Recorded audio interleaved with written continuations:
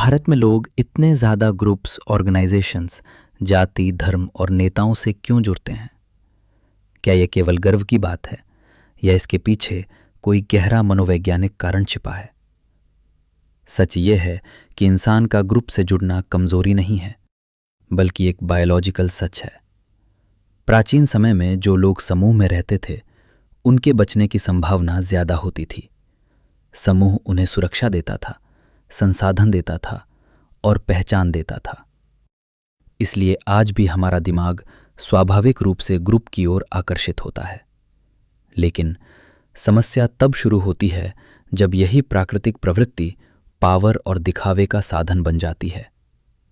आज बहुत से लोग ग्रुप इसलिए नहीं ज्वाइन करते क्योंकि उन्हें सर्वाइवल चाहिए, बल्कि इसलिए क्योंकि उन्हें पावर दिखानी है। आपने सड़कों पर गाड़ियों पर लगे जाति के स्टिकर देखे होंगे। जाट, गुर्जर, यादव, ब्राह्मण। ये सिर्फ नाम नहीं होते, ये एक साइलेंट मैसेज होते हैं। मुझसे पंगा मत लेना, मैं अकेला नहीं हूं। इसे कहते हैं पावर सिग्नलिंग। जब किसी व्यक्ति के पास अपनी खुद की शक्ति नहीं होती तो वह बोरोड पावर का सहारा लेता है। अब एक और कड़वा सच, बहुत से लोग अपनी पर्सनल अचीवमेंट्स के अभाव में ग्रुप आइडेंटिटी पर निर्भर हो जाते हैं। मनोविज्ञान में सोशल आइडेंटिटी थियोरी बताती है कि हम अपनी सेल्फ एस्टीम सिर्फ अपनी उपलब्धियों से नहीं, बल्कि अपने समूह से भी प्राप्त करते हैं। यानी अगर मेरा ग्रुप महान है तो मैं भी महान महसूस करूंगा, चाहे मैंने खुद कुछ किया हो या नहीं। यहीं से शुरू होता है प्रॉक्सी प्राइड, यानी दूसरों की उपलब्धियों पर गर्व। इसका सबसे सिंपल एग्जाम्पल है क्रिकेट। जब भारत जीतता है हम कहते हैं हम जीत गए, लेकिन जब हार होती है तो कहते हैं टीम हार गई।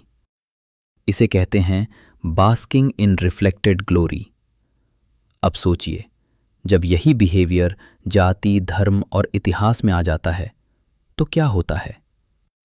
लोग अपने पूर्वजों की उपलब्धियों को अपनी उपलब्धि मानने लगते हैं और ये भूल जाते हैं कि उनका जन्म एक जेनेटिक लॉटरी है।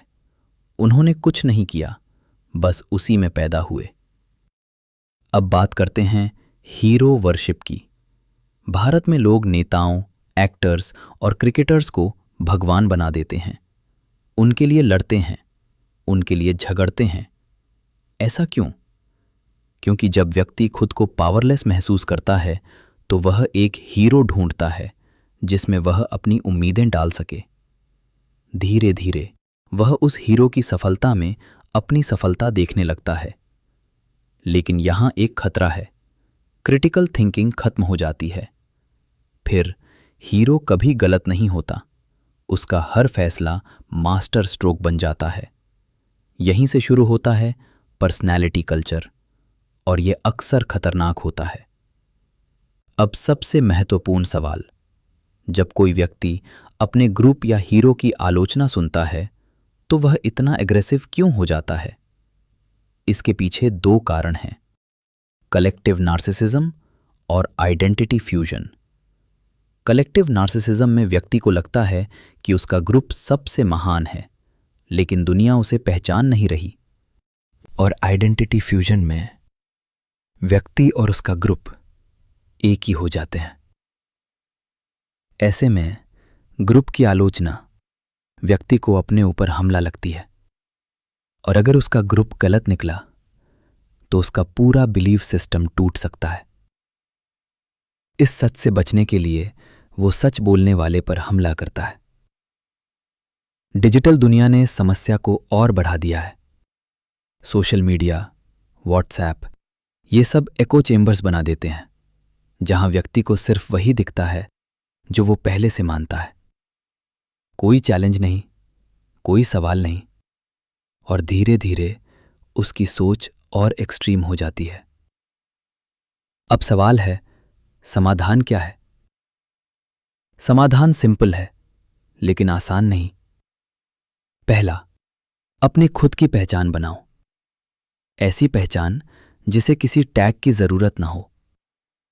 जब आपके पास अपनी अचीवमेंट्स होती हैं तो आपको किसी ग्रुप के पीछे छिपने की जरूरत नहीं पड़ती। दूसरा, क्रिटिकल थिंकिंग डेवलप करो, ब्लाइंडली फॉलो मत करो। तीसरा, ये समझो कि आपका जन्म आपकी अचीवमेंट नहीं है। गर्व उस चीज पर करो जो आपने खुद बनाई है। और अंत में, जब कोई आपकी आइडेंटिटी को चैलेंज करे तो रिएक्ट मत करो, सोचो, क्योंकि सच्ची ताकत भीड़ का हिस्सा बनने में नहीं है, बल्कि एक इंडिपेंडेंट, लॉजिकल और सेल्फ मेड इंसान बनने में है। यही असली पहचान है, बाकी सब सिर्फ टैग हैं।